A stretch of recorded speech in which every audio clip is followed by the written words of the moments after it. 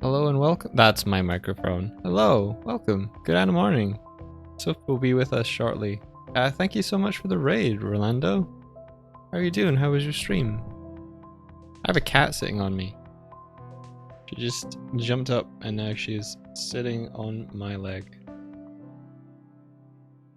Otler, hey, how's it going?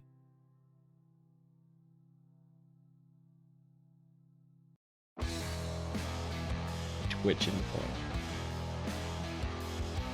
for. I wish my webcam was plugged in. I would totally be just pointing a camera at this cat for you guys. How am I, Devin? I'm good. Just woke up. How is Buffy this morning? Well, so far she's been fed, she pooped, she ran downstairs, she screamed, she just turned up next to me and sat on me for all of 3 seconds, and now she's run away. She knows I'm talking about her. No, it's save your. It's already saved me from myself time. Yeah, Ulin. What happens is she gets fed. She's content that way, and then she wants to find somewhere warm to curl up, which is usually into one of the bedrooms. But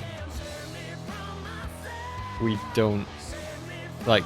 She sometimes urinates in there, so we're like, no, you have plenty of places. She even has a heat pad to go and sleep on, you know? She's got warm places.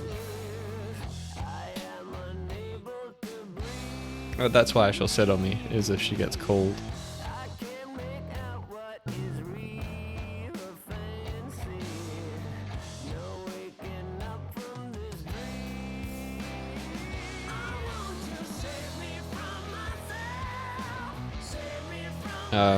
Yeah, let's share my screen.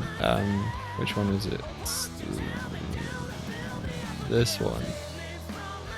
Cool, this should look familiar. So I realized that the Animation Breakfast Club ooh, the music looks like it's kinda loud. Let me just oh, that's the wrong thing I'm clicking on. Let me use this now. Let's bring that down. There we go. That's a more acceptable level for the music. Yeah, you shush now. Yeah, gonna change this to weekday. Maybe I'll space it out.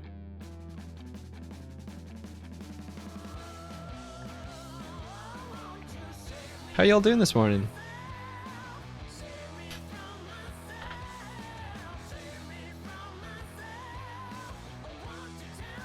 Will I be doing the Animorning Challenge this week? Ooh, that is a good question. Will I be doing the Animorning Challenge this week? I'd like to. I'd need to pick a comic. Ooh. I do have an idea. It's a good morning for animation. Yeah, every morning's a good morning for animation. Every weekday morning, anyway. What was I doing? I was trying to find. I was trying to find the text thing. It's a paragraph, or is it text? Or character? Character? Yeah, I think it's character. And then place this out. How does this look? Does this feel too like there should be a clap between each one, like W-E-E-K. Or how does that look? Yeah, that's too much.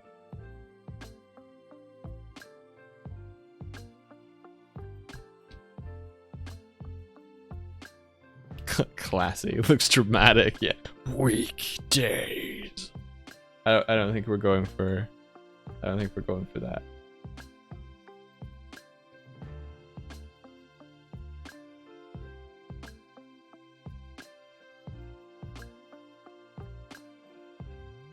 Maybe I'll just do Monday to Friday. Does that give you the information that you require? Or does that look like I'm saying Monday and Friday? Maybe I can write a little Monday to Friday. Or does that mean that we stream all the way through Monday to Friday? No, you get the extra information of the time slot here. What do you reckon?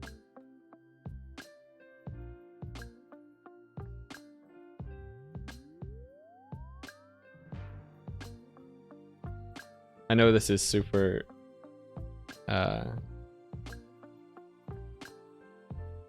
uninteresting, but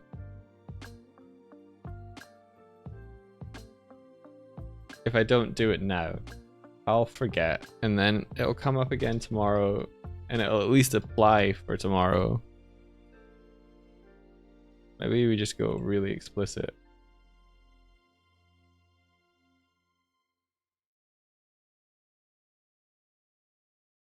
That's too much. One try looks good. You think? You think? I thought it... Maybe I can say like Monday to Friday. Hey Patrick. Weekday mornings. There we go.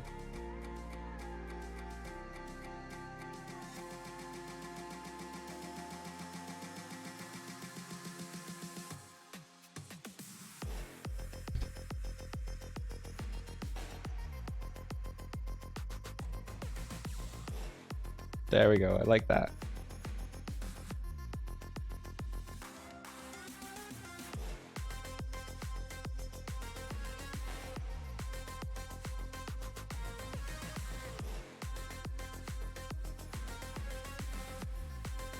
How's it going for you, Patrick?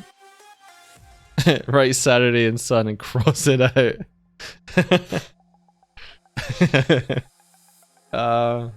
Yeah, maybe.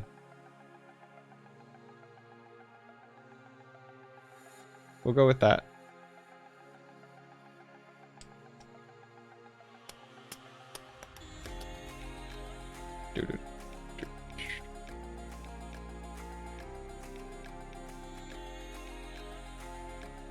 Yeah. Okay. So there we go. Then, oh, we don't need this. And then if we put this up like this. Weekday mornings! Yeah! Alright. Cool. Professionalism. Professionalism.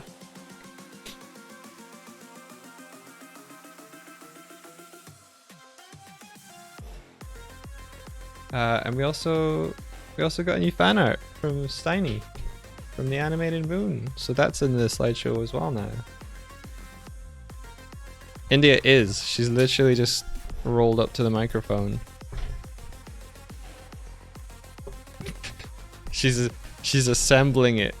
She's pulling it down close to her face. Wait a minute. I have to turn the microphone on for you. So let me know when you're done putzing. Okay, you ready? You're on now. You're live. Hello. So India's going to be doing NDA stuff this morning. So I can either draw. Draw! Or continue doing the pixel animation stuff I was doing yesterday. What would you folks like? Pixel animation. You don't count India. What? You said both. Yeah, but only because I didn't know what all the options were to begin with. Do both. Do both at the same time. Well, if you are doing the pixel animation, you are drawing. It's true. I mean, I could just play Rocket League and go with that. You're not allowed to do that. Habbo, I reduced the size that we're streaming at, so I'm trying like 720p. Is it better for you? Let me know. I didn't even realize, but you're right. I think it'll still look as good. Do we have music? We do. It's just going into my ear though. Damn, it's cold today. That's what we get for leaving the window open all night. Yeah. So sorry, I'm working on NDA stuff today, guys, just because there's some deadlines coming up. and I really need to hustle on them. You know, so I gotta do what I gotta do. How are you all doing?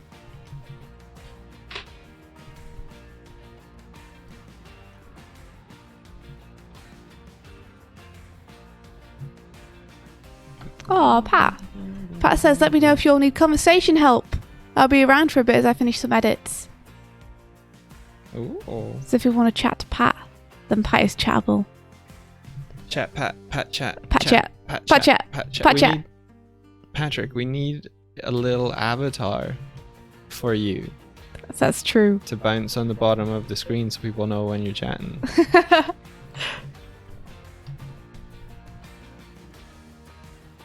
Do you want to do a Pat chat, Mike?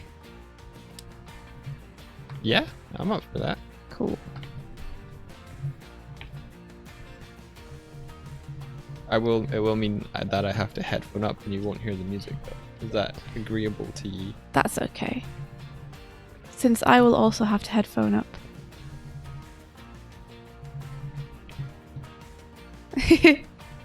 Atlas says, yay, Pat chat. We received a really, really nice message yesterday. We sure did. Through direct messages. That made reference to you, Patrick.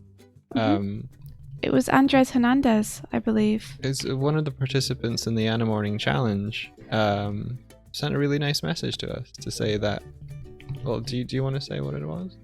They said that they heard us on your streams, Pat, because they really like watching your streams when they're animating. Yeah, so they've been watching the 2018 streams while they're working just now, and yeah. Do you think you'll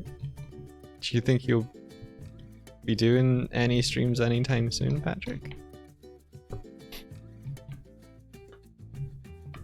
I think I don't know what Patrick's gonna say, but I'd guess that things are pretty busy for him at the minute. Yeah. Let's see. You could always do an NDA stream, Pat, like me, and just be there as a voice. When Homer, it hasn't really happened since it hasn't happened since the last time we spoke to Pat, but it hasn't really happened in a good while. Just a webcam of your furrowed brow. Yeah, it's just point at you. I think Pat happens to be having quite a few late nights recently because of deadlines.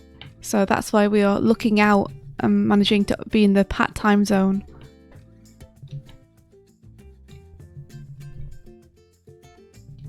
Let me get my headphones on so he can speak for himself.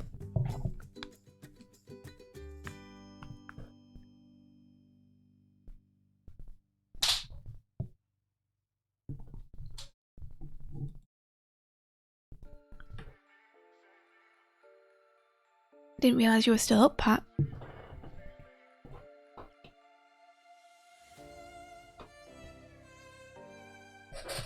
Alrighty. I'm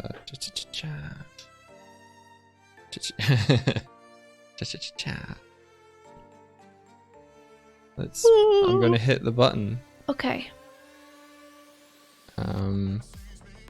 Actually, I need to bring this over. I'm gonna unmute us.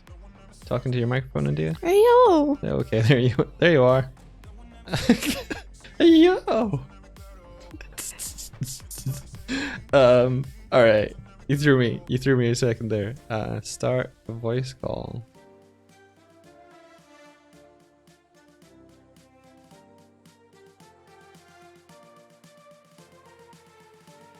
All right. Hello. Hello. Can you hear? And who have we here? Can you It's hear us, me. Patrick? Yes, I can hear you just fine. Okay, cool. Can you guys all hear Pat? Hello, stream. How is his volume, everyone? Is it too much? I can see my little levels going up and down on the stream. Oh. Yes. Yeah. You are. Look at it go. You are the Discord. Woo! Sorry, just having a bit of fun. dare you? Can you all hear Patrick okay? He sounds good. Cool. So let's give you a little introduction for those that don't know. This is Patrick Stannard. He is CEO and the head of Knights of the Light Table. Emlet's saying, "Hey, it's the Stannard guy, known from his work on Castlevania TM and Magnum Bullet guy." Yeah, yes, Emlet. He is the Magnum Bullet guy. Patrick directed on the Magnum Bullets. But do you know my work on Jasper the Mule? Or how about The Littlest Angel? Your little Pat These casuals. are both things on my flippin' IMDb. Oh wow.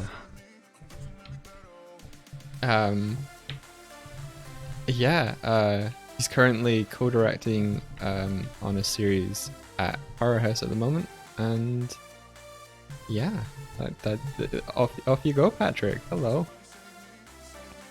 Hello. How's it going? It's me. It's going. I'm doing some minor board edits right now. Got some things from the client, and they were just had some clarification things that they needed, and so I'm just going through and fixing some things here and there. Cool. Have things calmed down a little bit for you since the weekend? A little bit, yes. That's good. And I'm hoping that if I can get these red lines out, that I'll be able to actually take some paid time off for the remainder of the week. Oh, that'd be amazing. That would be just the best. You can do it. Pretty good so far. Are they heavy edits, or are you pretty confident? They're one of them was the client had a strong opinion about depending on which person was fighting, that they should be coming from a certain direction of the screen. So to give an example, it'd be like, bad guys go left to right and good guys go right to left, something like that, right? Yeah. So I'm trying to address that note and Gotcha. make everything kind of cohesive in the process. So it's less drawing, it's more analyzation, and this is the fun kind of stuff that people don't tell you about before you get into the industry.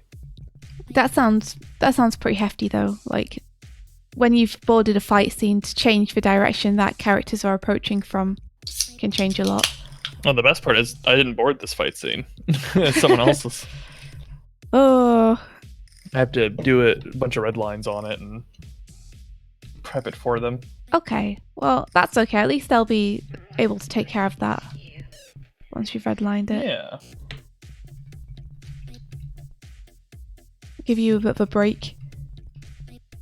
Patrick has been burning the candle at both ends for the past, I don't know, month and a half or something.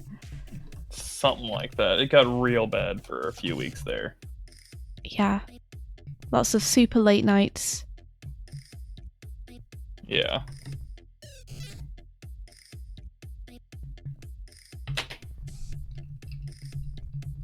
Oh, Otlermac, I didn't know you were directing a film. Oh, awesome, Otler.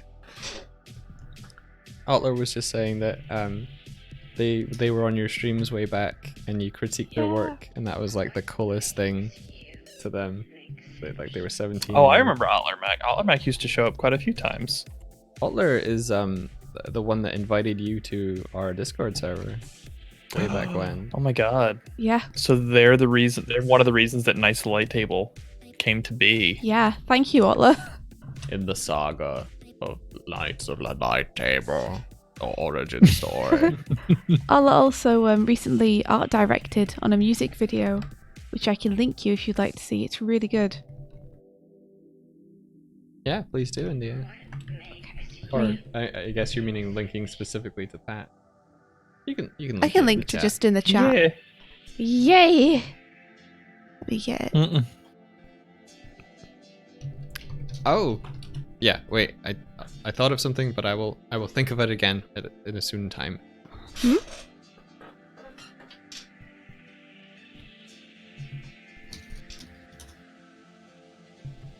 Here you are, guys. So Otler was art directing on this, and there's a bunch of other familiar faces in there who worked on it. Yeah. Yes. Oh, I see. It's real good.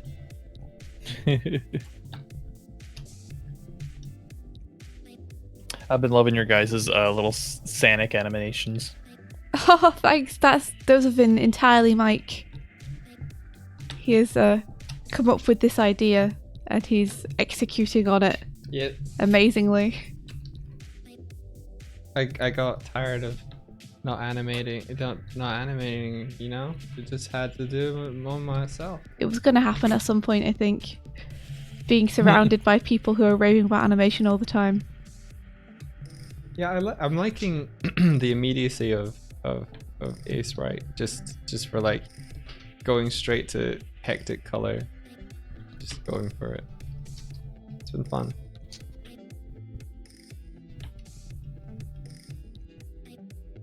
I've been doing kind of more effects animation than anything as well, which is yeah.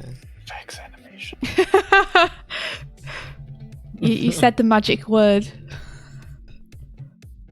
I love some good effects animation. Yes. I mean, who doesn't, honestly? Well, I would like to learn to get better at it. Sure. It's honestly, it's kind of like cooking a little bit in that, like, once you learn kind of a few basic things, the rest really just falls into place. Yeah. We spent about 3 hours yesterday looking through people's Animorning Challenge entries and giving feedback as well. Tib, no Tibmar, had provided some drawovers as well for a good few of them. So it was a really cool learning experience for, I think, everyone involved. Really was like learning how to think about and approach explosion effects. We did not intend to spend 3 hours doing it, but so many people submitted work for it that we were kind of bowled over a little bit. I didn't expect so many people to embrace the challenge like that. Super cool. Very unexpected, but very cool.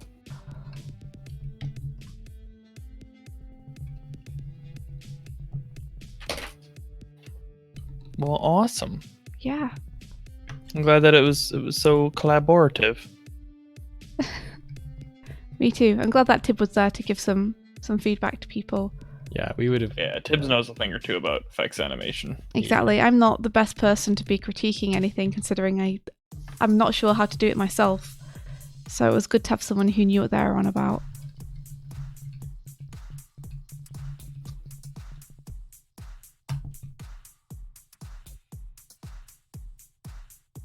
Oh, the Klaus effects guy showed up. Yeah, was that Karakan? Yeah, Karakan Draco. They're actually the one that organized our Twitch stream team that we're a part of called 2D Animates. Oh, cool. So I know them from Clyde's streams. But yeah, they popped along. They're currently in Ireland working on Cuphead at Lighthouse, but they previously, as you said, worked on Klaus.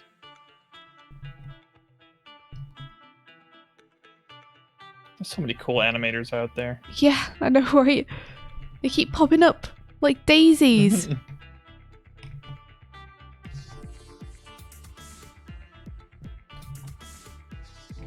think I made a mistake. I think I actually want her to be running on grass. Yep. That's okay though. I wonder if there's a way to hue shift.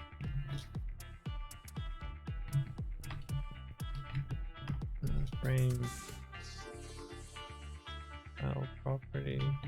Change the opacity. Ooh, ooh, ooh, ooh, ooh. Let's see here. Do we have any sort of animation topics to talk about? Seen any good movie? I saw that Trolls movie recently. Oh, was that good?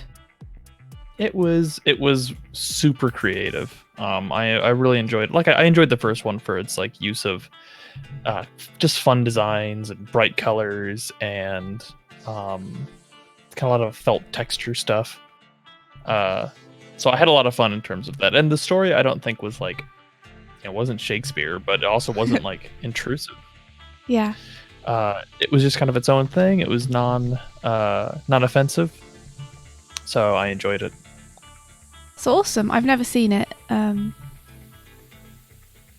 I've heard a lot of stuff about the latest one. I've heard the McElroys are in it. The McElroys are? Yeah, Whoa. apparently. Oh, he plays like the cloud character or something. Maybe. Like lots of big names in there. That's fun. Let's see, I don't think I've seen any movies recently. Mike and I have been watching Haikyuu, which is one of our favourite series. It's an anime about volleyball that's really popular. It's like it's like a shonen. It's a sports series. anime. Yeah. It's so good though. It's really good. Like, it has fantastic animation, but most importantly, it has very, very likable characters with really good arcs happening across all of them.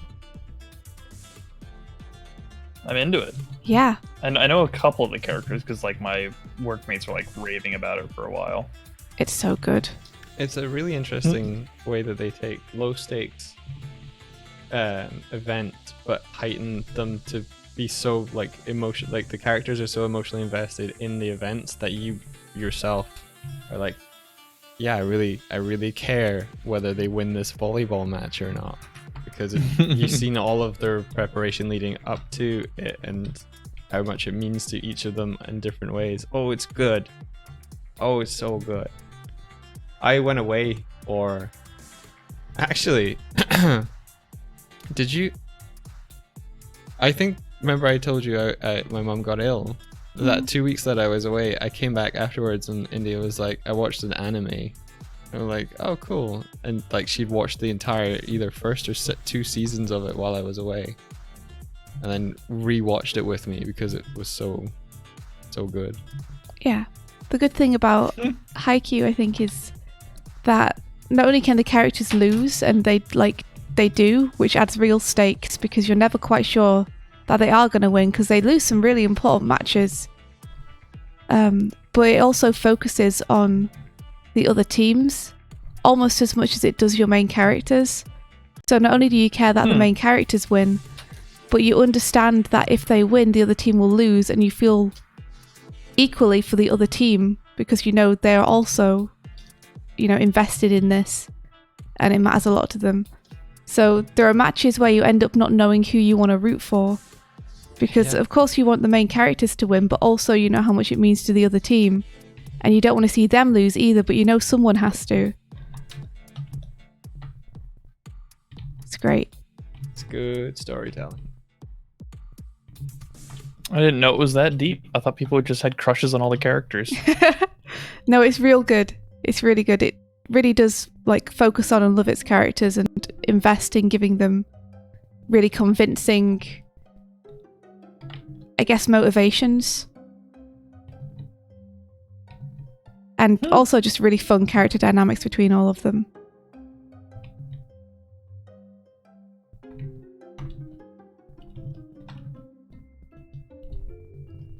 Yeah, you have a character dynamic where one character is exceptionally good, but in a very, very, very narrow way. And the only way he is good is that he plays with another exceptionally good character.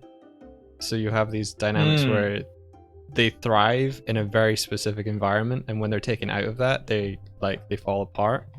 And about them having to deal with the fact that they want to improve, but they're hamstrung in a lot of ways that they have to overcome.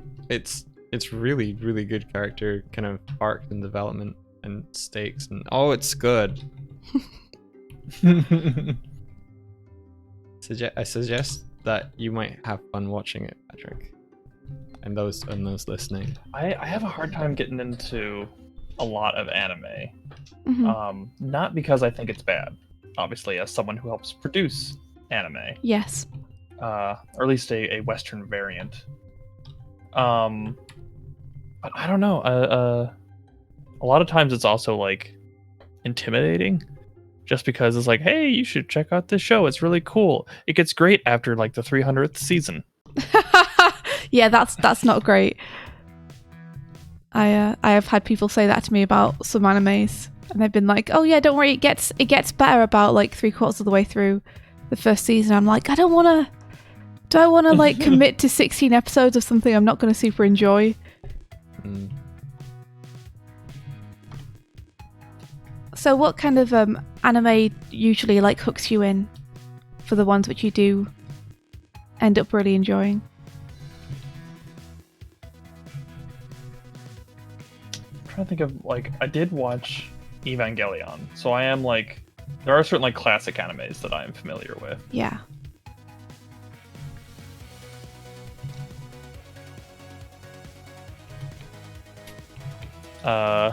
That one kind of made me sad though, because there's like a million different versions of it out there, but it's all the same story, just like with different slight differences and like different animation, but sometimes the same animation. Yeah. And I was like, after I finished the first watch through and I saw all this Evangelion content, I was so excited. And then I was like, oh. Yeah. It's a shame. The original series is fantastic, and then the movie that kind of follows that up is great, but then you're kind of into remake territory for the next 20 years. Mm-hmm.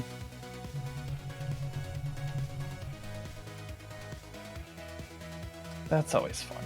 Yeah.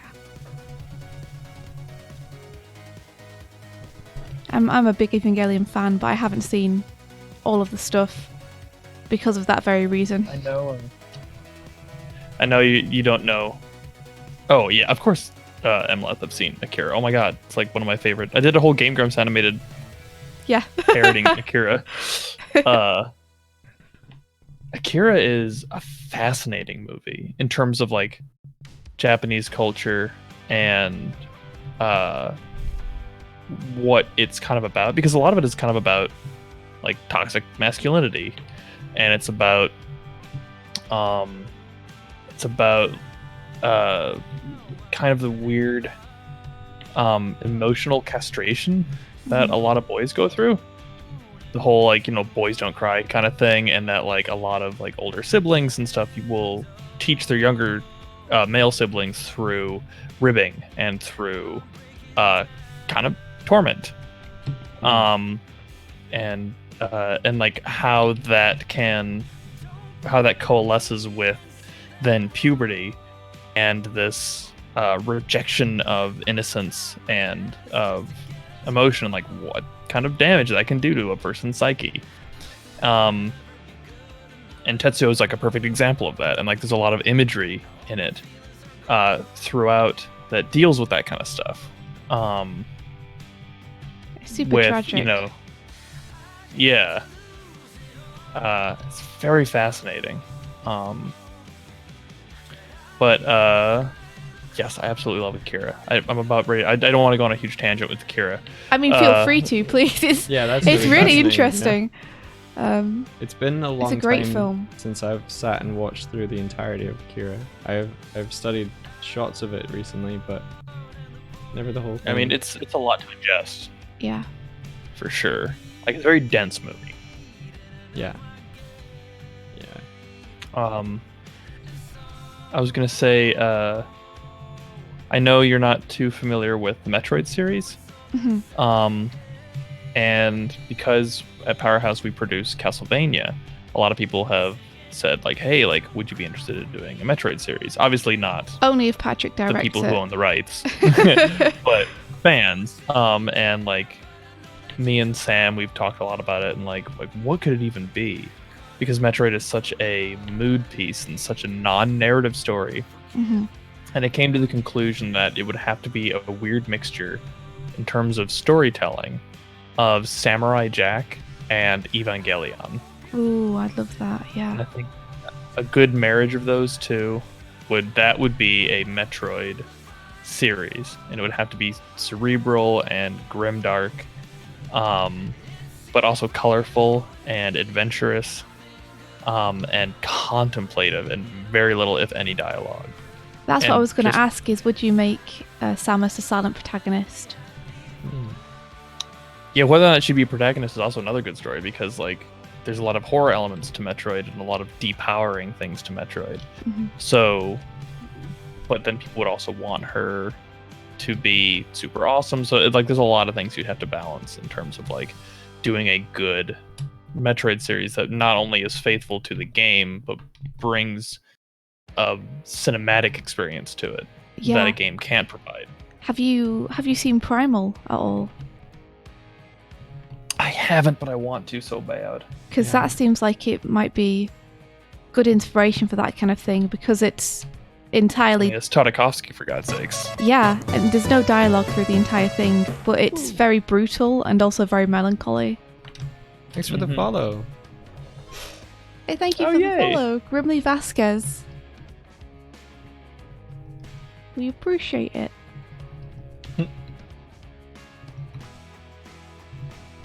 I haven't seen Primal either, but I've heard a lot of stuff about it that makes me really want to see it.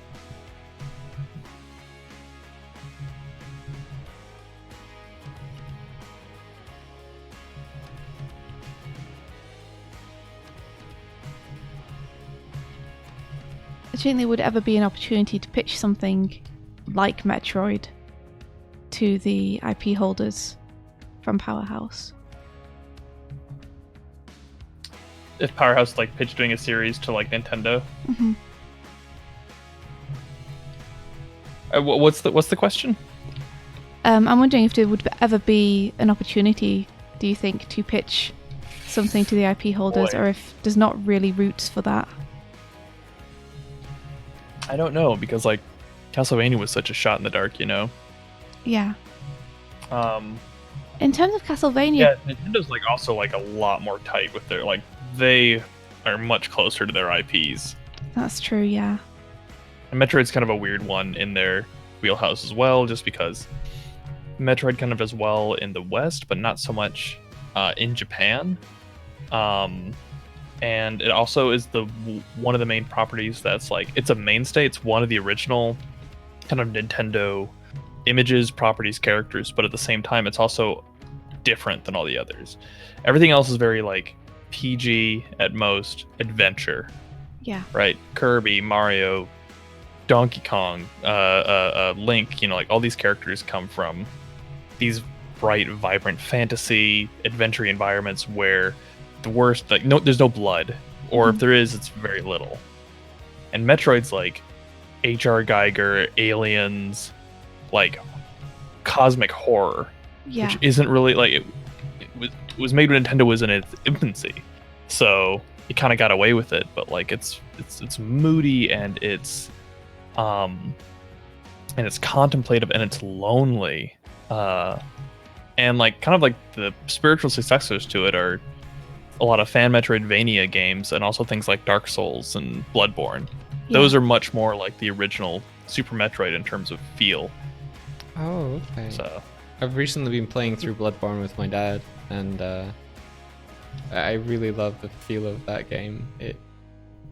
I put the audio in headphones, the new headphones I got, and I couldn't play it for longer than 30 minutes because the audio just freaked me out. There was just a lot of like screaming in the background. And I'd put it on to relax. I was like, oh, I'll play this. I'll just chill out for a bit. I've worked hard. I deserve some relax time. And then I'm just in this world that's just like... chilling was not had. Dying everywhere. Yeah. So how did... what was I going to say? There's a Bloodborne story. Did I tell you about... I had like a Bloodborne moment. I have a couple that were like straight out of like a comedy movie almost. I don't think you've told us. Oh my god.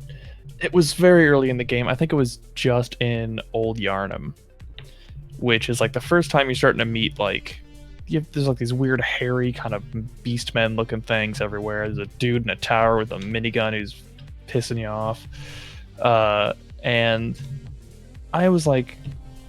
I remember like I hadn't found a lantern in a long time. The lanterns are like your save points. Yeah. And if you can't get to a lantern and you die, you lose all your blood echoes. and it's horrible because and I was sitting on so many, and I'm like, I need to turn a corner and find a lantern. Dear God, where is it? And I had very little health, and I didn't have any anything to boost my health. And so I'm like, I am tiptoeing around every corner. Like, I'm doing that thing in a third-person game where like you stand behind a pillar and kind of peek around rotate with the camera.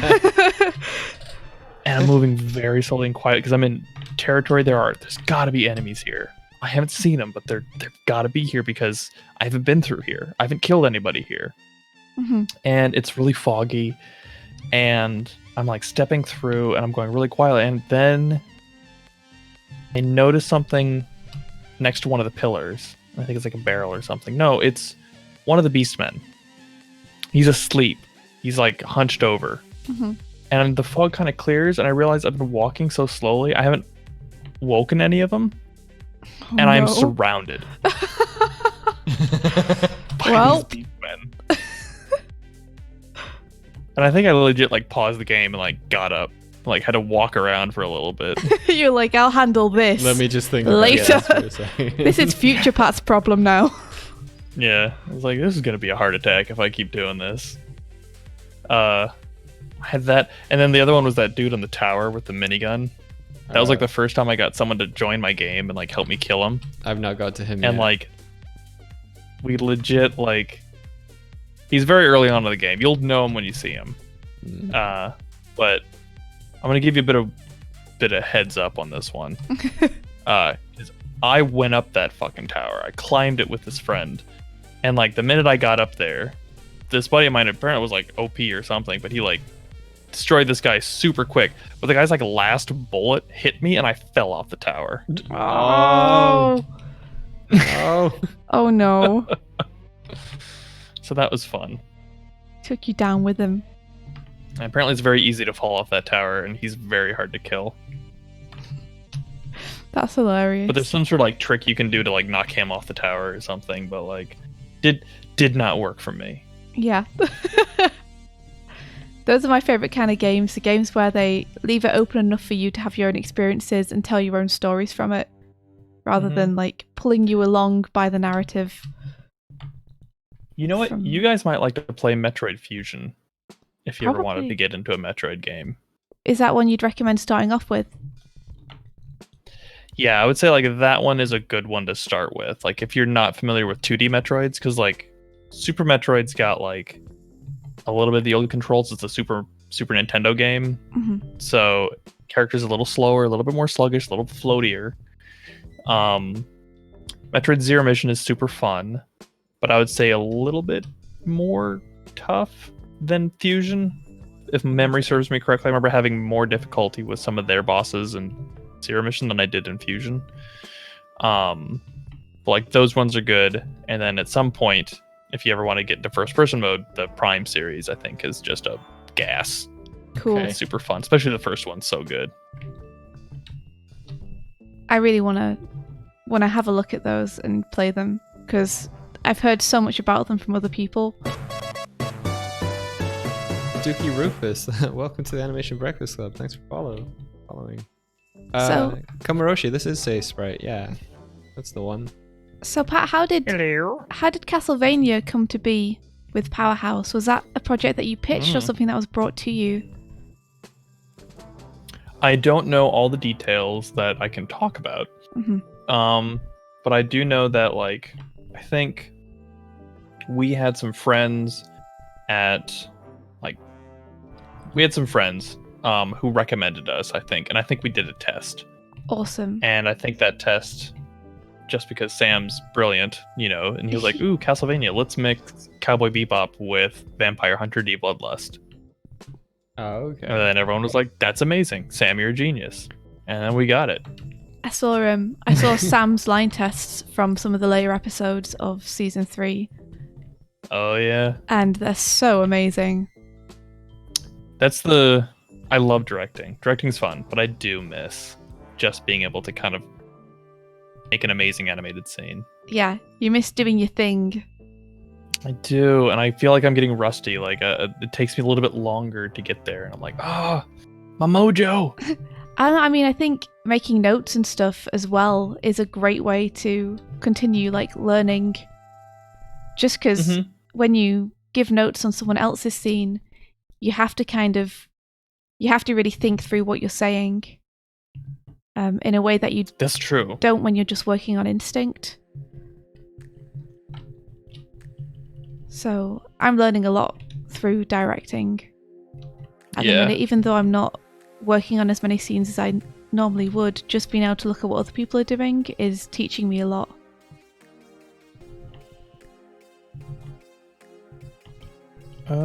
What is Sam's Twitter? Here, I found it. I think it's just Samuel Dietz. Yeah. Mind if I post the link in the thing for everybody? Oh, go Not for it. all, please do. It's a gold mine, that Twitter account. He is amazing. Him and Tam Lu is someone I highly recommend everybody check out. Yes, that was someone else whose scenes I was looking at. Yeah. Oh, Tam is like, he animated like a feature's worth of animation by himself. There were a lot of scenes, very hefty scenes that they posted. Oh my god. Yeah. No, and it's stuff like that where I'm like, I get to see him do all this stuff. I'm like, You're like, I want to do that. Yeah. I could do it too. Put me in, coach. And they're like, you are the coach. I'm like, damn it. I just love the game. Can't put myself in. Who's going to keep track of all the chalkboards? Well, I'm sure they'll get you back in on something, you know. Yeah. You just should. You're just such a good director. Like, what can they do? Aw, that's very kind of you to say. True though. I've got two young animators that I'm directing on one of these projects, which is very fun. That sounds fun. Yeah, I've learned a lot about redlining animation through that, and they're learning quickly. I showed them the mannequin technique. The mannequin technique. Yeah, it's so like a lot of animation that we do, we call it a PHA to animate, which is Powerhouse animation animated in-house. These scenes aren't always fully cleaned. If they are fully cleaned, then we just keep it in-house and color it there. But like a lot of times we'll do clean keys and rough in-betweens and send that overseas.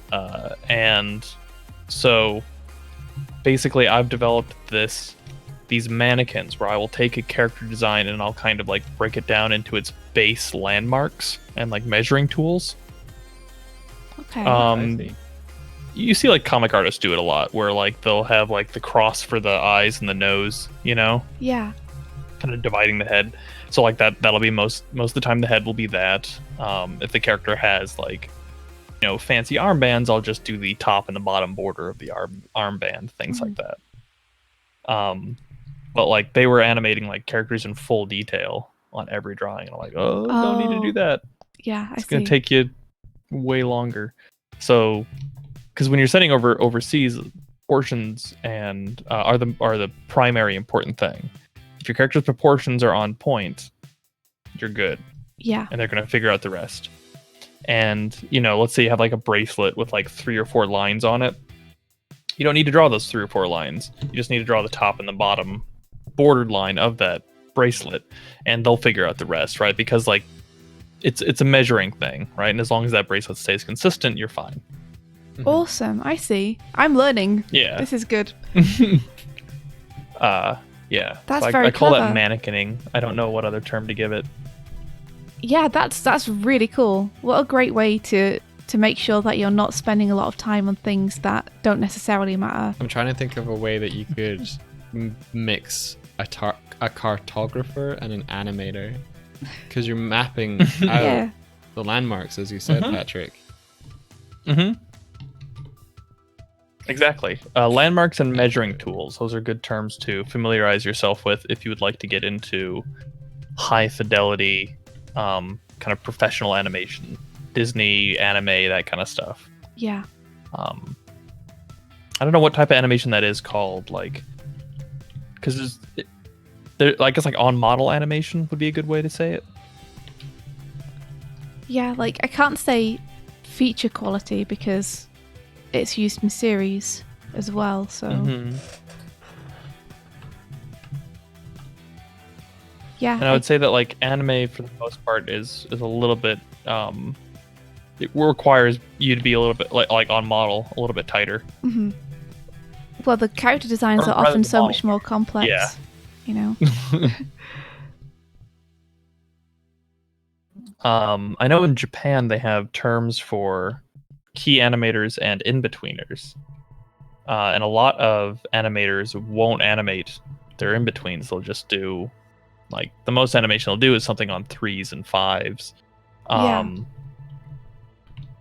And it's a little bit different than what we do here, because I think the key animators in Japan provide more information than we do.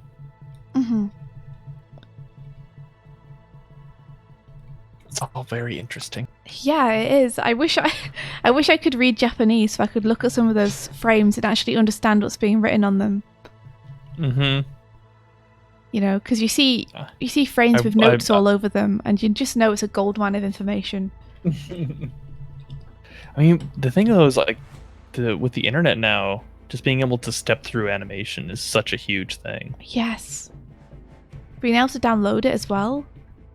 Oh yeah. I've got a huge database on my computer. It is amazing when you like watch it through and you're like, wow, that looks really cool and really complicated, and then you step through and go, it isn't structured in the way that you assume it is from the way that you've seen it. You're like, oh, okay, so that you can like almost unravel it as a puzzle when you have that frame by frame ability. I really, yeah, that excites me a lot, because there's a lot of Sakuga-esque effects. I'm like, I have no idea how that's achieved, and then you like step by step frame through it and you're like, I see the path now. I see like the building blocks that they used to figure that stuff out. Oh, it's good that you can see that, because often I feel like I look through Sakuga and I'm like, what are they doing?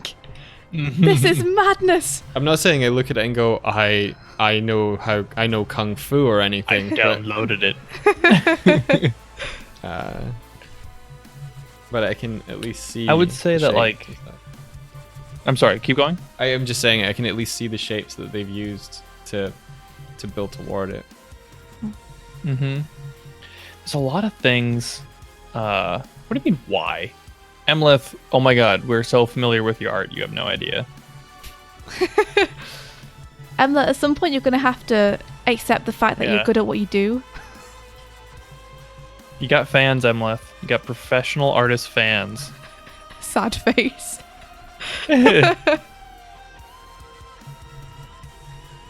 No matter what you say, you can't change that fact. Emlet was just people saying, like your stuff for good reason. Yeah, Emlet was just saying the other day of like he'd be interested in doing backgrounds for animation. Starting small, doing one here or there to get his feet wet. So. Oh yeah? Yeah, just to let you know that, Patrick. The guy who handles hiring at nights. Yeah. I mean, like, absolutely, Emleth, I think you're a talented artist. I'd be more than willing to like put you to the test.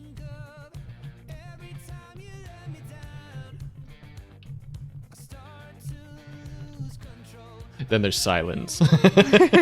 What was I gonna say? I was saying something about like animation. I don't know. I've been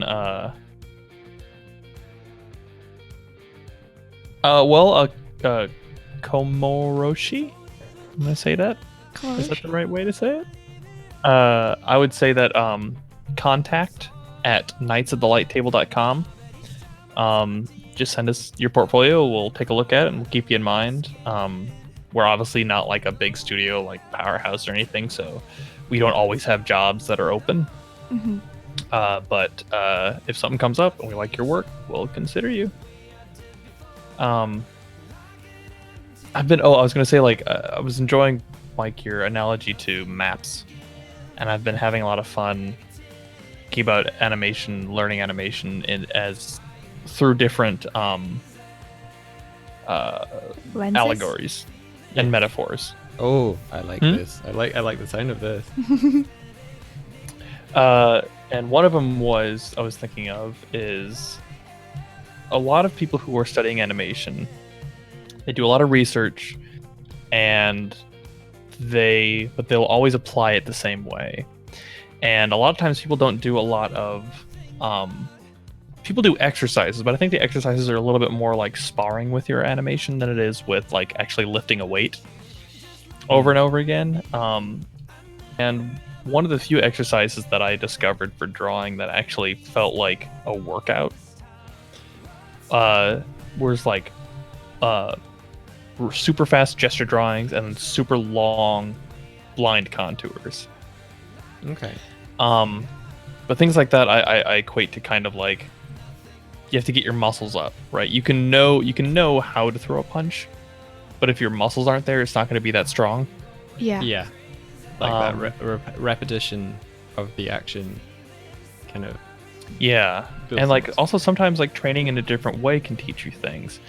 A lot of people will get into one method of learning how to animate. They'll do their keys and then they'll do their breakdowns and they'll do their charts. They'll do that for every single animation and then they'll be going through like some crazy Yutaka Nakamura or Mitsuo Iso animation and they can't replicate it with their technique, and it's because a lot of times those animators aren't using onion skinning at all. Yes. Or even charts.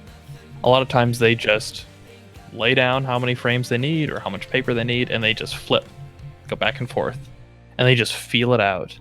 And they rely on another thing, and sometimes I think people like Spencer Wan also don't change their timing. Most of Spencer's stuff is all on 3s, maybe 5s. I love that. But like he will change the drawing to accommodate the animation. Which means that he's a master of spacing. What's that? Which means he's a master of spacing. He's amazing at spacing. He's really good at like his drawing is really good. His draftsmanship. He's got good perspective. Really good anatomy. Appealing shapes. He has a term he calls forced motion drawing, where he will choose a drawing somewhere in the middle of an arc, and he will make that drawing look good because the animation is going to slow down somewhere around this drawing, or it's going to be poignant some way or another. It's going to be noticed. Yeah. He'll make sure that drawing looks good. The silhouette's tight. The shapes are appealing. You know, if he's got a cloak, like the cloak shape is going to be very appealing, and he will then adjust the arc around it to accommodate that in between. Gotcha. So he'll kind of like reverse engineer the arc after the fact. That's super interesting because in that case, does it almost just become a key in itself? Kind of. I think the interesting thing is that like, in terms of how the spacing works, not necessarily. Mm-hmm. The spacing doesn't work around it that way, but in order to do that, you have to have a very strong understanding of spacing. Yeah. Because, you know, it's one thing to know that, like, okay, spacing gets closer, the slower it something moves, right? Mm-hmm. Ball's going to the top of the arc, the spacing's going to get closer and closer and closer. It's another thing to, like, understand that to a degree of, like, okay, well, I know that it needs to slow down here and it needs to speed up here. So even in the middle somewhere, I know where that drawing needs to land. Yes. And I know how wide or short the spacing is going to be right here because I understand the rhythm of that movement so well. Yeah. Like, I am one of those people who, when my spacing isn't working, I will reshuffle drawings and play with the timings of the frames. Whereas I think the technique of having even timing, but your spacing is what's dictating the motion, is a great exercise to really learn where to put stuff. Mm-hmm. Absolutely. It's so cool. I feel very lucky that, like, at Nights we have a lot of very talented animators. Yeah. I've been learning a lot just looking at what Hardick's been doing lately. Yeah. Makes me wish I could hop back in and do something. By the way, I finished my notes. I'll be heading to bed here soon, but with them in, that should mean that I'll have some time freed up. So I'm going to help out a little bit on our trailer project, and then I might be able to help out on the other project, the one that you're directing, India. That would be amazing. I have some shots set aside for you. Well, there's one I was looking at. There's the one with the big old the death horse. Yes, that's one of the ones I really wanted to get you for.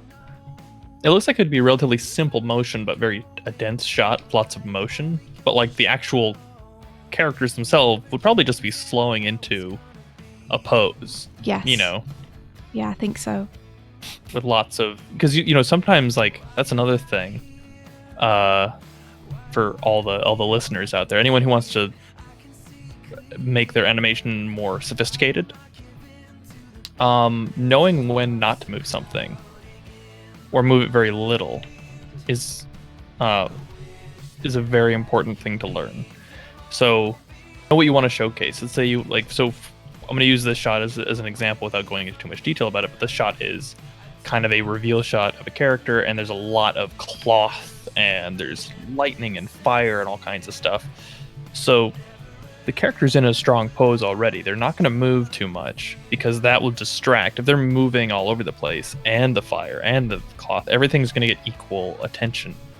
Mm-hmm. And we don't want that. We want that pose and that silhouette to take center stage and everything else to kind of revolve around it. I think India, a hierarchy of attention. I think India boarded that shot with you in mind. This is these kind of shots are where you get Patrick Stannard and you're like, Patrick, just do your thing and make it look awesome. And Pat's like, yes sirree, and an amazing beautiful shot comes out at the end and you study it for the next 5 years. That's not true. How dare you? It's very true. That's a thing I love about a lot of anime and Japanese media. It's a very I equate it to Kurosawa because that's like the main live action Japanese director I know, who's kind of like does this epic style. But you'll notice that in a Kurosawa film, he will decide when someone's moving and when someone's not, and it'll usually be divided between characters. So, for instance, let's say you have a room and everybody's moving, right? Yeah. The shot is composed with someone at the center of a huge. Think of like a stock market, right? Everyone's shouting and waving paper, and there's like one guy in the center who's not moving. Yeah. With everyone else moving the same amount, this person is very much the center of your focus. But then this one character stands up and the crowd stops moving and sits down. And like just by changing who gets to move and who doesn't in that moment is very impactful. Wow.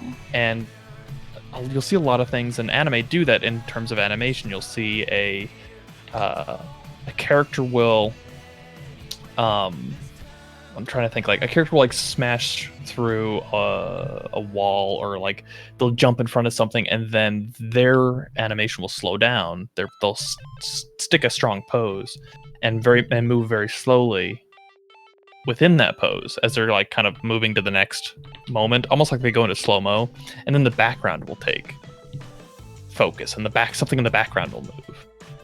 And you'll see them do that a lot, right? Especially when characters kind of are doing battle and choreography, they'll take turns moving against one another, and it's very fun to see, especially like when it goes from like background and foreground. I love it when that happens, with something in the foreground will stop moving and then the background moves. Yeah. Yeah. I need to watch more Kurosawa. Let's do that. Let's make a point of doing that. Please. That sounds yeah. Because so much of it, like you were saying, it's about contrast, you know? A contrast in... juxtaposition. Yeah. In movement and in spacing and in lighting, and very much like... Can I tell you about a cool... I think about fight scenes a lot. Yeah. And I was thinking about one for Star. Yes, go on. Because that's been on my brain lately. This is...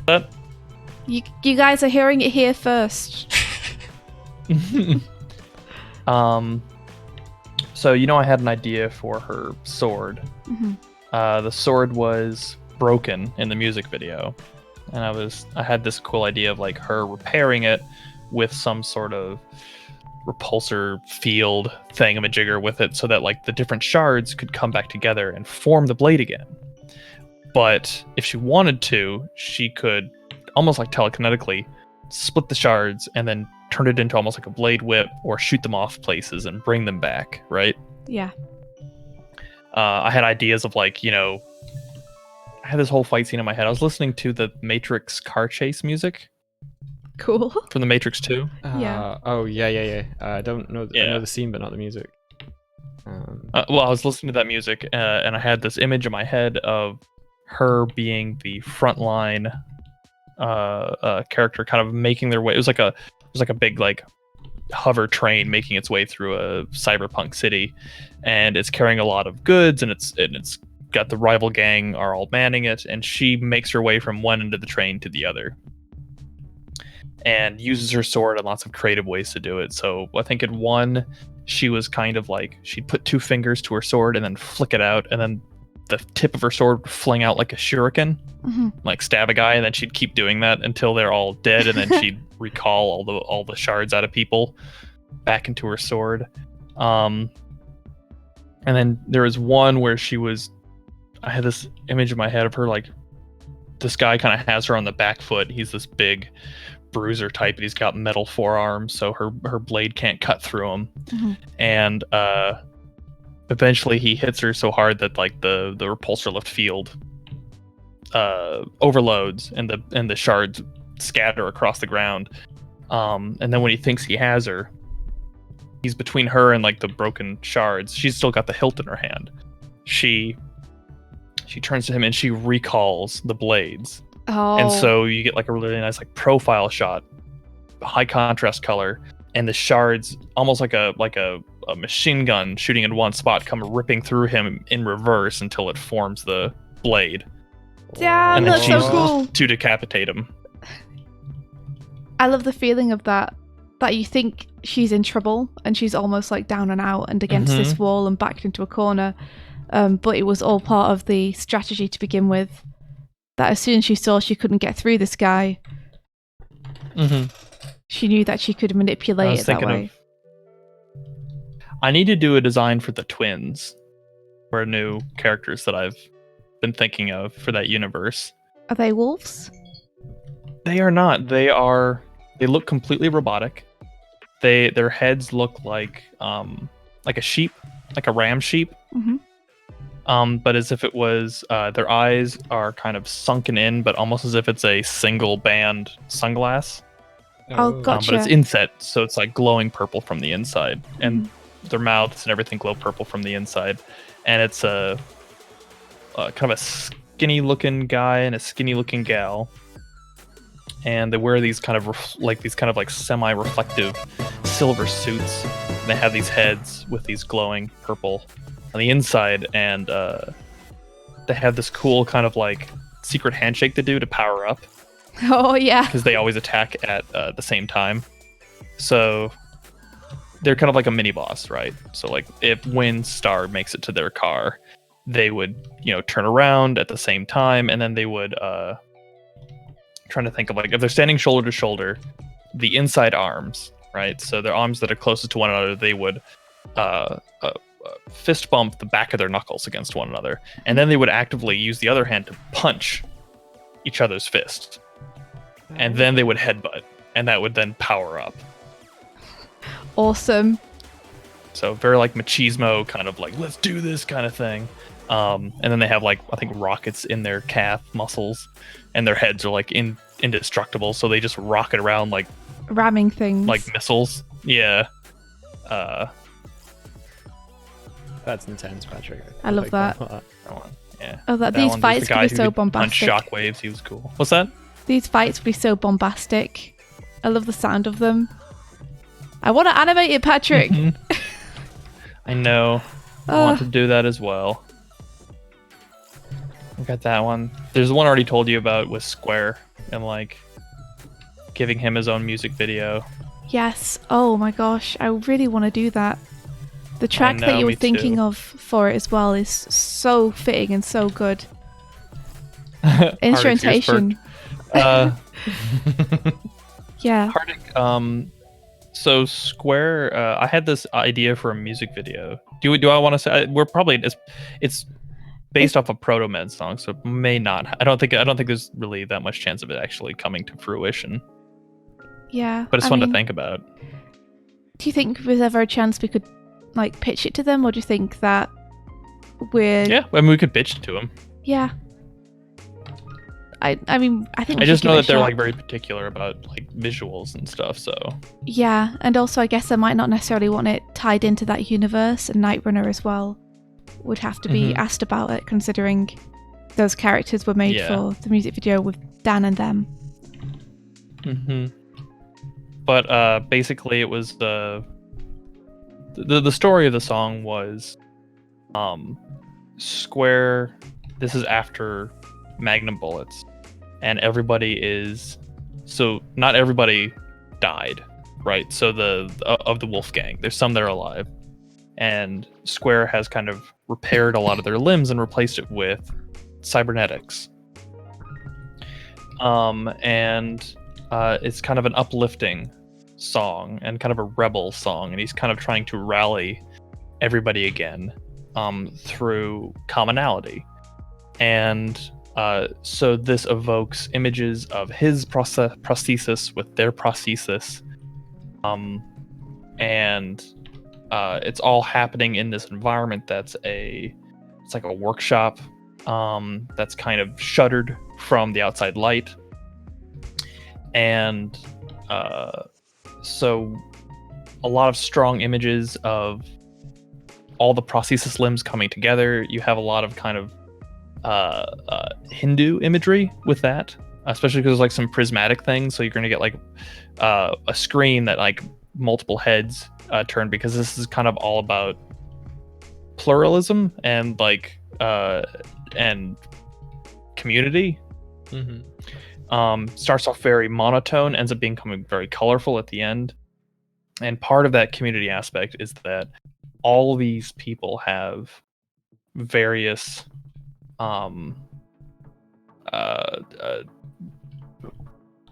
injuries. They're missing various limbs, things like that, and these are all very outwardly visible. And then the one who does not have any of those is Triangle. He doesn't have any missing limbs, but he is internally wounded and injured.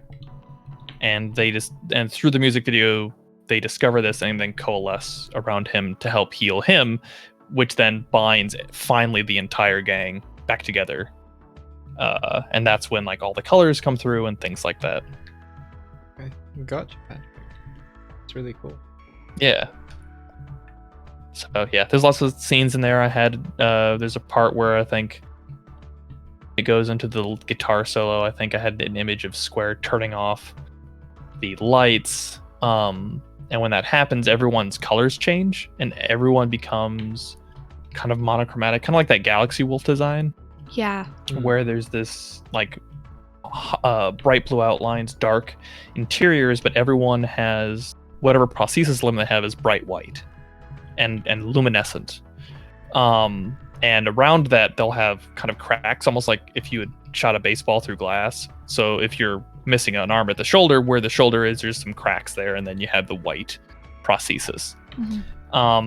And when he turns off those lights, the darkness slowly creeps across the floor, and as it does, everyone's color changes to that dark interior, bright lines, white prosthesis, and the camera tracks this and trucks with it until it pulls up to Triangle, and then the shadows sweep slowly over him, and then as it does, he doesn't have any of the cracks and stuff until it goes past his head, and then he's got a crack in his mind because his psyche is broken. Oh, that sounds really cool. Yeah. Do you think I wouldn't, before you said his head, I thought you were going to say his heart as well. But I thought about that too, but I was kind of more interested in like the trauma aspect of it. Yeah. Versus the heartbreak. I think that's a good call. Yeah. And then through that, then that's when everybody coalesces, and then eventually the light because the song is kind of about light, comes through the windows, and these windows are prismatic, and so again, kind of very festival of lights in terms of like pinks and yellows and baby blues and things like that come roaring through, and then a lot of prismatic imagery of everybody kind of becoming one. I remember at the very end. I remember you likening it to a kaleidoscope when you were describing it. Yeah, and I like that. I love that. I love that idea of having all these like intersecting, overlapping, like festival of colors with all these characters woven into it. Mm-hmm. And then like throughout the whole video, like Triangle would have been very stagnant in his motion, wouldn't really move that much, static I should say. Mm-hmm. And then at the very end, he's in sync with everybody else. So cool. Yeah. So if we ever did other music videos, it would be that, and then the other one would be just a long fight scene of Star being a badass and being a bounty hunter taking out people. That's just Patrick being like, I want to animate a fight scene. I had the image for that one. Actually had her revenge plot started off with Heartbreaker. Do you remember Heartbreaker design? Yes. So it was like basically the herd had bought the cops, and so they on this big hollow train they were kind of like stopping traffic everywhere for it, so nobody can get close. And this wasn't working chronologically in my head because one of the main characters was the guy with the two whip arms. Oh right, yeah. He was kind of like the main guy, like antagonist of that one. But so this is almost anyways, like a prequel. Yeah, it's like around like dusk, the sun's starting to go down, and they can't see anybody. But then they see in the distance, like, oh, what's this? There's something up on a building, and it's Heartbreaker with Star on the, and they're both on like kind of like a unicycle, like motorcycle thing. Oh heck yeah, like one of like those jet Toriyama. Yeah. And that's when they realize, oh shit, we're not safe, because they pull out the guns, they get ready to defend as Heartbreaker drives the motorcycle off the edge of the building, and it's a kind of a long skyscraper which has kind of like a very steep slope. And so the next shot we have is like the camera is sweeping maybe like an inch above the glass as it's flying down this building, and then you see the wheel cut into the glass, and glass is flying by the camera as they're riding down the skyscraper towards the hollow train. And at the last minute is when Star leaps off it and then decapitates two guys as she lands on the back of the train. This imagery is so cool. I want to see it animated. Like that sounds. I've never seen anything like that. Like so intricate, animated. I want to see it. That's what I want to do, man. Oh, I hope we get. Someone just needs to give me the money and time. I'll do it. Yeah, just get Pat to direct it, and this kind of stuff will happen. Just give me a chance, everybody. I got cool ideas. Damn straight you do. Oh, I want to see it. I'm just gonna address things in chat.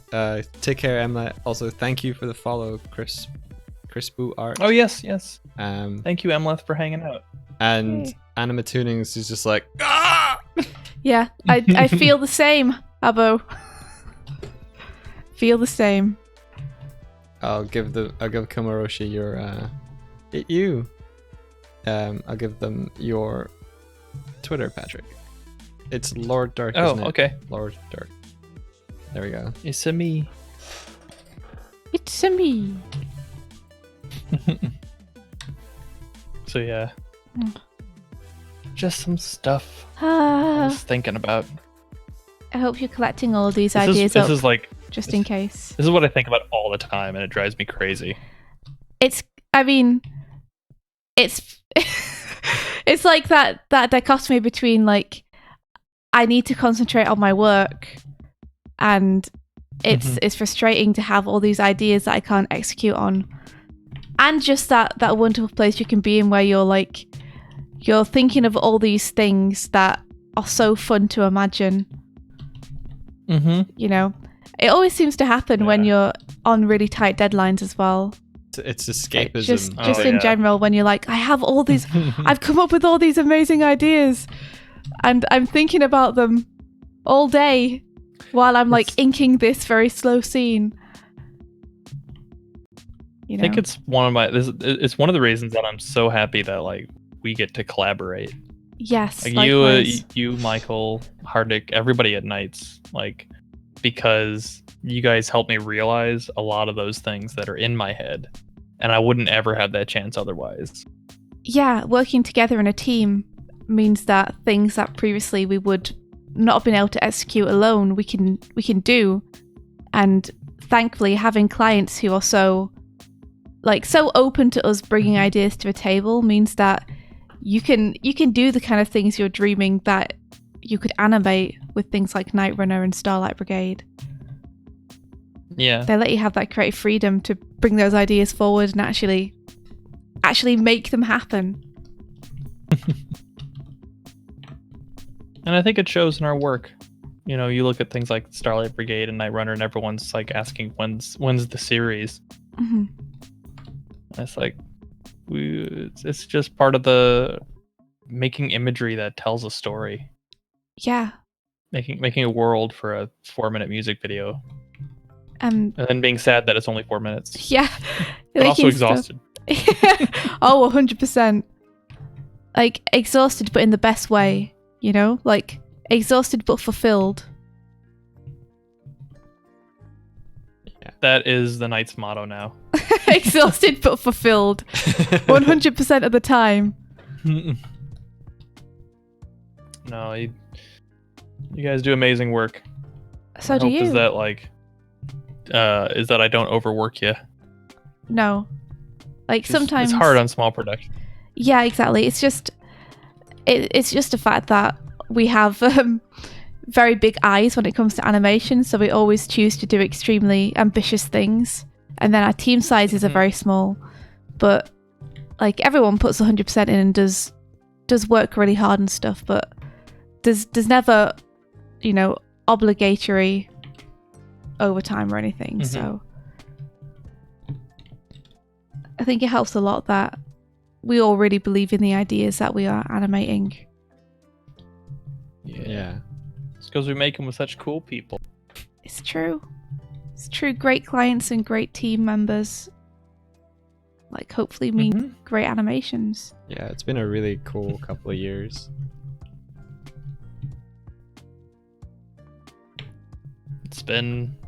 It'll be 3 years in December, I think. Yeah. Wow. When did we know it? October. October's when we started our first music video. 3 years. Yeah, I think you approached us at the end of 2017. At the end of September, and then that was the year that I think we went to Japan, India. Yeah. And then it was immediately off the cusp of that trip that you started boarding on Nightrunner. Yeah. I remember being in Japan and being really excited to work and storyboard, and being frustrated that we were in Japan and therefore couldn't do any work. Because you pitched this amazing idea and this amazing project with these amazing character designs, and I was like, I can't work on it for like another 2 weeks. This is really frustrating. I want to draw. Oh man. How's this look in India? I'm seeing it on my screen. It's insane and I love it. It's got that energy. Did you I love the smoke. Thank you. It's wonderful. Look at you. Work. Yeah. You can't be an After Effects guy, illustrator, and animator. What are you trying to do? I'm all powerful. It's too much power. I know. You guys should do like Doig power levels, like as little images, and it's just like it starts off and it's just like a little teddy bear head with like 2 little nubs for antlers, but by the end of it it's like a big fluffy green bear with huge like moose just antlers, massive antlers. I kind of want to animate an idol where Doig is like all powered up and he's got like the supersonic thing going on where he's got like massive antlers and fire around him and he's turned gold, so we can activate that corner avatar whenever he gets too powerful. Make it like a little pixel art that like has a little swing to it. Yeah. Like a gold border on it or something. I don't know. I like it.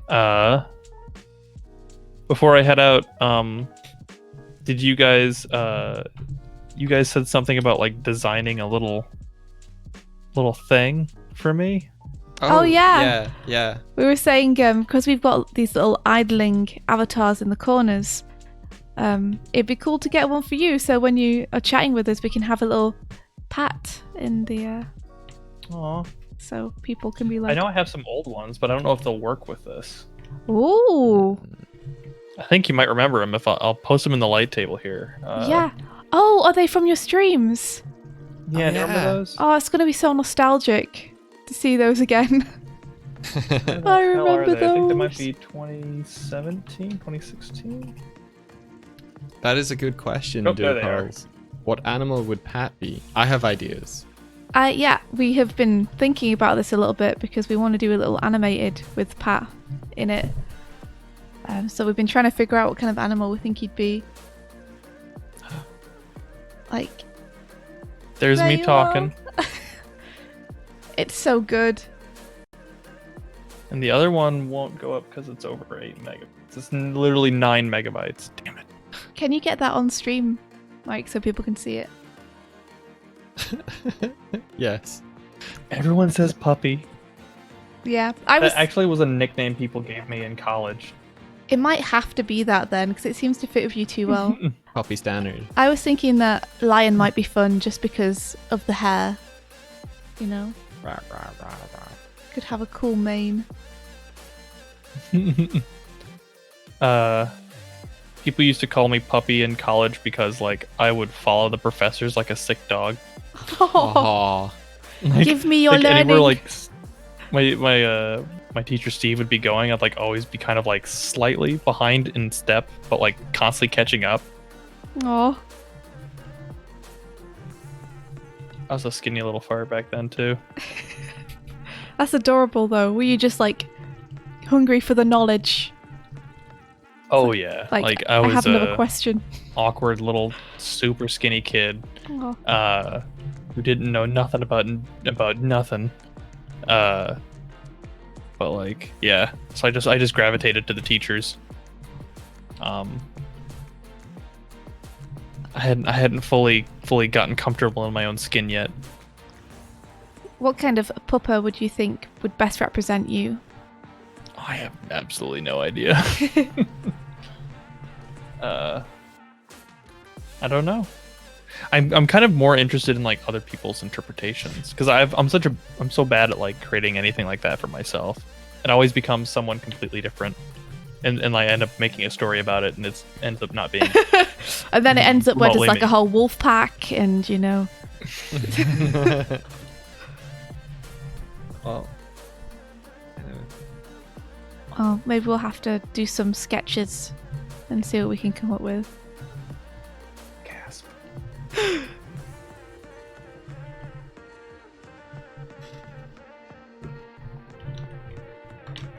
And I forgot how much I used to just draw illustrations. Yeah, I mean back when you had a little bit more time on your hands, you were still super busy. Like you were still working a full-time day job and making a short film on the side, but you know. Oh yeah. I found this really adorable picture of a goat that I did a while back, and I don't know what its context is. We see this, but I love it. Oh my gosh. Oh, that's such a good character, Pat. What are you talking about that you can't design stuff like that? Are you kidding me? This is brilliant. I want a series with this dude. Animation tips. How dare you, Hardik? Can you bring that up, Mike? And also, BN Motive says they started animation college. Oh, the animation challenge. So that's what we were saying happened yesterday. Is Mike and I do a challenge every week for people if they want to take part. Just to like try and set people something to do that will help push them out of their comfort zone. So this week the challenge is for people to find a panel from one of their favourite comics and to make an animation based on that in under 3 hours.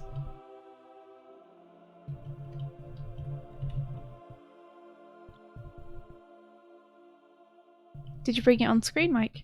Oh yeah. Cool. And then I put it away. Hey, Kuya. We have not tried animation. We're so busy, Kuya. Like, but then I say that, but I've been animating in A-Sprite.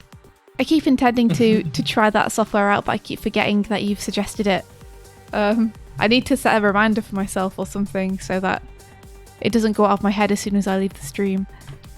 Because it looks really cool.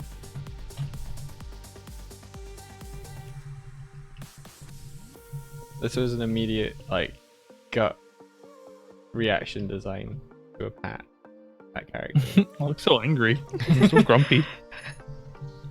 You're just wise, like wise and I don't know, wisdom. Dog. Wizened. Like a prune. I'm saying I'm old. No. Maybe you just feel like an old soul, like to me. Soul is dying. No! Don't say that.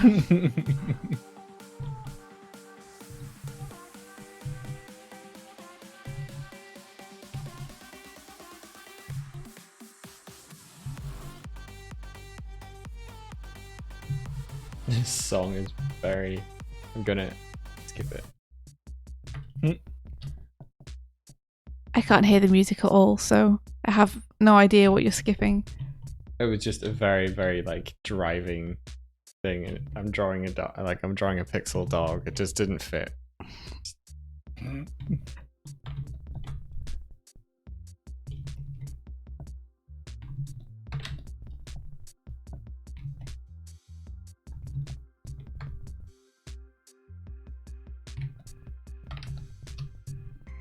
Dope.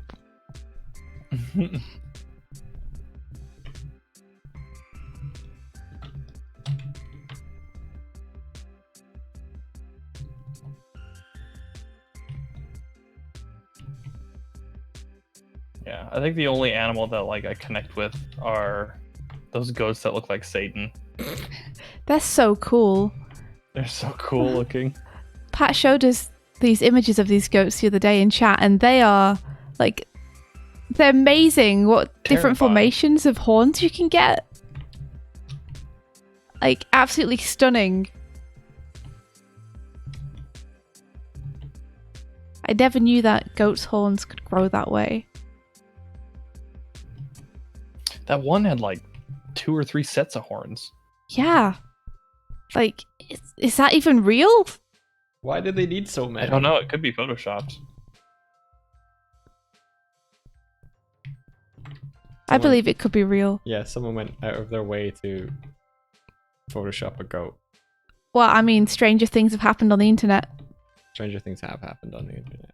You're right. I have an old drawing here I found from 2010 of me as a puppy. Oh, Patrick, It post is not it. what you think it is. Post it, Patrick. Post it.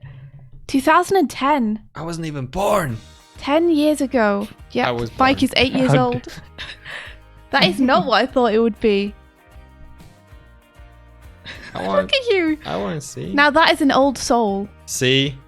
Maybe Mike was right. I love how you've got the kilt and everything as well. The flat cap. Oh yeah. The pipe with bubbles coming out of it. Oh yeah. Who drew that? Is that your drawing of yourself? I like the I hair. think I did this. I like the hair down the back. I think it might have been a response because this was in college. I think this is a response to like people calling me puppy.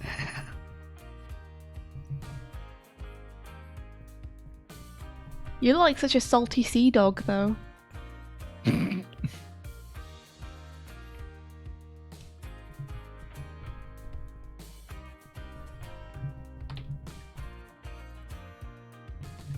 If I were to think of you as a puppy, I'd probably choose something with longer hair, like, I don't know, a black Labrador or something. I do own a dog that's part black lab. Oh, Kusif is part black lab. Mm-hmm. He's black lab and blue healer. Ooh, I'm gonna Google what blue healer is now.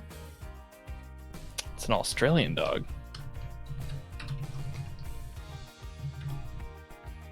Labs are the best.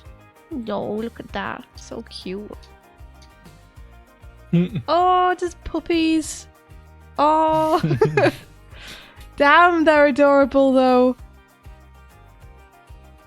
Hold on, I need to send you a picture. Did Kusith ever look like this? Let me see.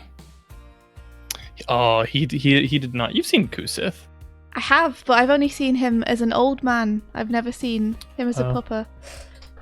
There's that thing I posted up recently of me when I was younger, and it's got a young Kusith.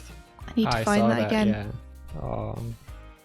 Kusith looked very much the same. Well, I mean, like, he's a bit sleeker. He's got a lot more gray. Yeah. He's got that sheen. He's distinguished. The second picture, he's so sleepy. Aww. Aww.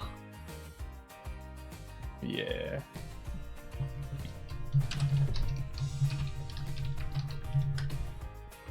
Yeah, black labs are cute. I like black labs. I like most labs. Retrievers, I like most retrievers. Can we show a picture of Kusith on the stream, Pat? Okay. Sure. Oh wow, I just looked up black retriever. Hold on, India, look at this dog. A lot of cuteness happening. Here's Patrick's dog. Yes, that's the kind of dog I would imagine. Oh my goodness, they're so cute. I don't know what kind of... That's my old puppers. What kind of dog is this? It's got a... That I sent you? I'm just sending you over a picture now. Oh, that looks like a... possibly a German Shepherd or close to it. Yeah, I'm terrible at knowing what kind of dogs are. Or what. Looks like maybe a Black Shepherd. But it's got longer fur. I don't know. Maybe it's a wolf. Maybe. Black German Shepherd. Yeah, it could be a long hair Black German Shepherd. I'm just falling down the rabbit hole of dog pictures now. This is it for me, guys. Bye, my career India. is over. I googled dogs and now...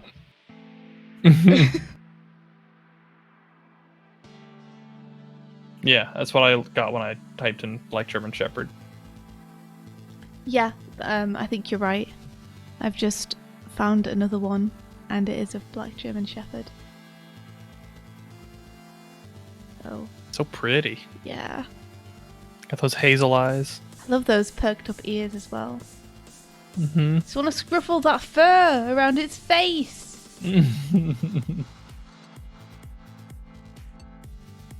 Show the dog off. Kusith's got Kusith actually is an Irish word.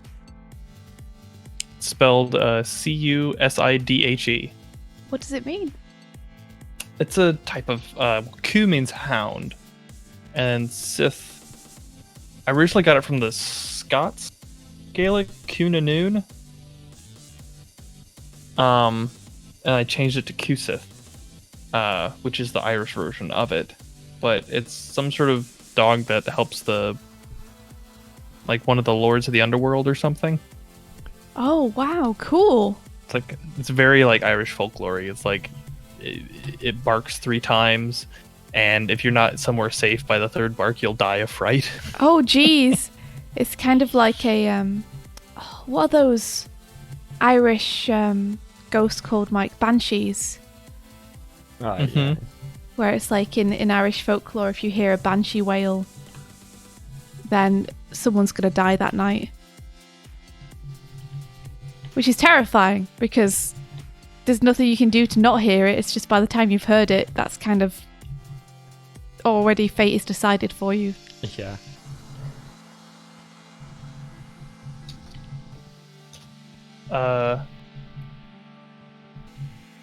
This is probably dangerous information, but I do follow an Instagram called Corgi Therapy. It's all coming out tonight, guys. The deep, dark secrets of Patrick Stannard. That sounds delightful. I regularly see images like this. Oh no! That's so cute. It's like little paws and his If tongue. anyone's not aware, like if you need to pick me up, go to Corgi Therapy on Instagram. Oh my god. It's a good time in the world to have corgi therapy available.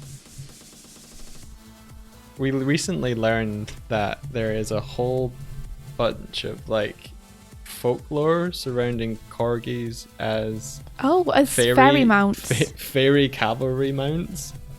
I guess there's something on ArtStation about that. Yeah, apparently that is an Irish myth, is that corgis are fairy mounts and that the markings on them are holdovers from when they used to have fairy saddles attached to them. What do you all think of this one on the right? Looks really sad. Almost too. I don't want to draw me so sad. Oh my gosh. I'll just give you no expression. I mean, you could try happy. Is that possible? Patrick's not happy. I like that big old unibrow you gave me. He looks too serious to be Patrick. I'm just razzing you. It looked great. Ah! I liked it before. Damn it, I want to have a go, but I have to. This scene is important. Have a go. I must. No. Help me. I will reward myself when I finish this scene with some quick doodles. But until then, I will stay stalwart.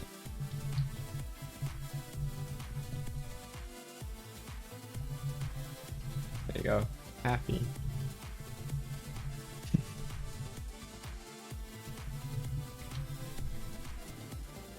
Oh my gosh, Patrick, that's so cute. Oh, that's right. There's that. You guys seen that picture of the corgi puppy as the Pokemon? No. Have you ever seen the Queen's Corgi, Pat? I thought she had multiple. I mean the film. Oh God, Jesus! I haven't. I just wanted to see if you had. Oh my God, no. I saw the Saber Spark thing on it, and I was like, I'm good. Yeah, it's kind of like the opposite to corgi therapy. Patrick, if you were to be a pupper that wore a set of armor, what sort of pupper armor would you wear? No reason. I like her usual fare of nice breastplate, some gauntlets, and like my arm armor, my breastplates, and like a lot of armor. Yeah. Would you want a cape? Cloak?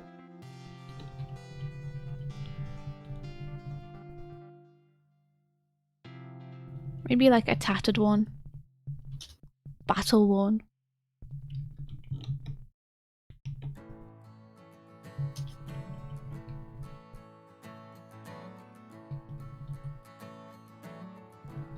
It's the fire in the rain. It's the smile within the pain. It's the logic. You can't get over how Doig is using a sprite? Am I using it badly? What's going on? I'm scared now. Well, you know that Rolando is the master of pixel art, so... Is it just the fact that I'm using it, or is it how I'm using it? Am I great at it? Have I blown your mind? Oh, you love it. Oh, that's awesome. Yeah, man. I was using a sprite on the first streams we did. I was doing animations in that. It's kind of like a return to root in a way. What were you animating in Asprite to begin with? Let me just save this. File, save. Patrick. Popper. Okay, there. That's the last one I'll send you, India. Okay, let me have a look. It's a hat for puppers. Oh! Oh, he looks so good in it.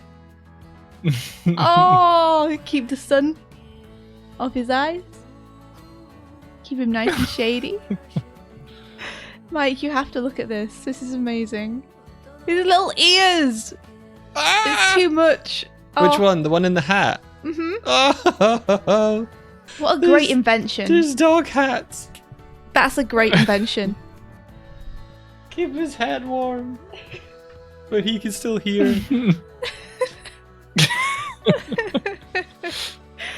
Oh. Oh.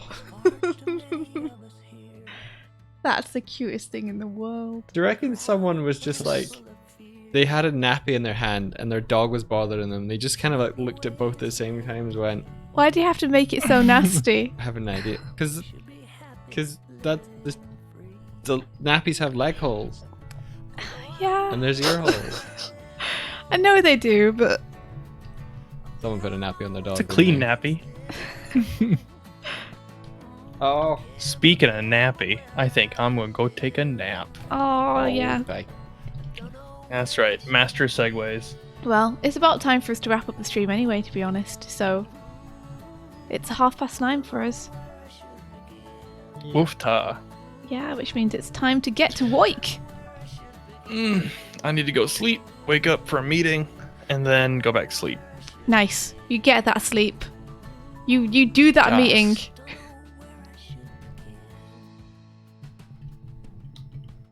I hope it all goes super well. It's been really cool talking to you, Patrick. Yeah. Yeah, this is always so fun. You're totally welcome anytime you want to chat and hang out on stream. Please feel free. Or just not on stream. Yeah, of course. I love chatting with you guys. Yay. And then once we survive this COVID ordeal, I shall endeavor to get you guys down here to Texas. And we can chat in person again. We'll ship ourselves off in a box to you. With ship yourselves back with some barbecue and some hot sauce. Yep. I still have the bottle of hot sauce that you sent me. It's still in the fridge. It's used, but I keep it in there just as a sort of like, oh. I like to keep the bottle so that we know what brand to get again. The memory is good.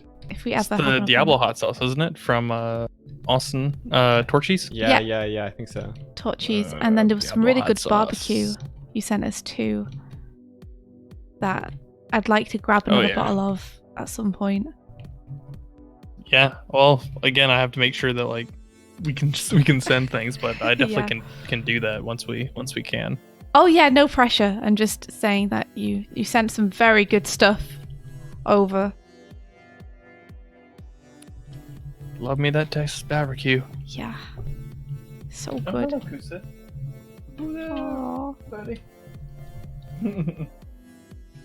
Yeah. Oh, he's tired. He wants to go to bed. He's like you. All right. Well, I'm gonna go take this old pupper to bed. All right. Okay, Night night, Pat. I Good night. I'll talk to you guys later. Yeah. See you later. Night night, Kusuf. I heard him. Thanks for the follow. All right. Chat with you later. Bye. Bye. See you.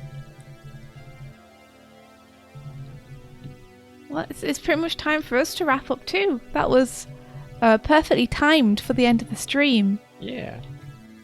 more or less. Sorry I haven't been able to share my screen with you guys for the past couple of days.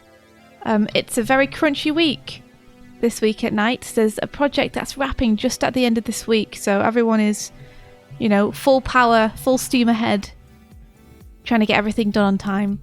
So after this week, I'll be able to go back to working on personal projects, Girl in the Glim again. But for now, want to get this out as soon as possible. Yeah. I hope that everyone's projects in chat is going well and everyone's work's going well. Look at this pupper. He's got armor. Yeah. I'm gonna have a go at some point. But not right now. Right now it's work time. Gotta go to work and check on everything and see how everybody's doing tonight. Today. Okay.